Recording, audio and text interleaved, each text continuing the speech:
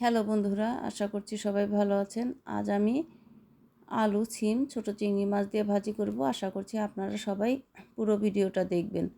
বন্ধুরা, আমি প্রথমে কড়াইয়ে তেল দিয়ে দিয়েছি। এবার আমি দিয়ে দিলাম কালো জিরে ফোড়ন, সাথে একটা শুকনো মরিচ।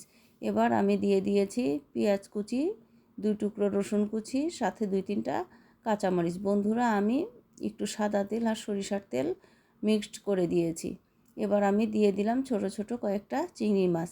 এবার সব কিছু একসাথে চুলা ছোট করে দিয়ে আস্তে আস্তে কিছুক্ষণ সময় আমরা ভেজে নিব।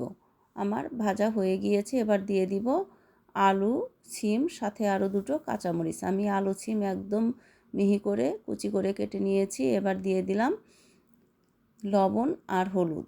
এবার লবণ হলুদ দিয়ে আমরা ভালো করে সব কিছু চুলা ছোট করে দিয়ে আস্তে আস্তে ভেজে নিব। আমরা ঢাকা দিয়ে দিয়ে ভাজিটি করব।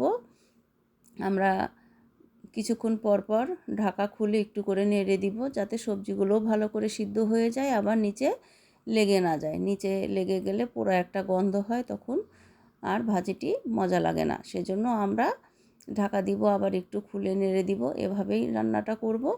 তো বন্ধুরা, কম বেশি আপনারা সবাই এই ভাজিটা করে থাকেন।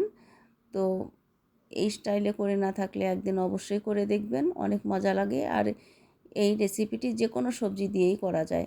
আপনারা চাইলে গাজর, করলা, ফুলকপি যে কোনো সবজি দিয়ে করা যায়। আমি মাঝে মাঝে এই ইজি রেসিপিগুলো দেই নতুন বন্ধুদের জন্য, যারা কখনো রান্না করেননি, নতুন নতুন রান্না শিখছেন, ট্রাই করছেন, তাদের জন্য। আশা করছি আজকের রেসিপিটি অনেক ইজি হবে, খুব সহজেই আপনারা রান্নাটি করতে পারবেন। তো বন্ধুরা, আমার ভাজিটা কমপ্লিট। তো আপনারা অবশ্যই আশা করছি ট্রাই করবেন। আশা করছি পরিবারের সবাই পছন্দ করবে, সবার মজা লাগবে। বন্ধুরা, আজকের মতো এ পর্যন্তই। আপনারা সবাই ভালো থাকবেন, সুস্থ থাকবেন।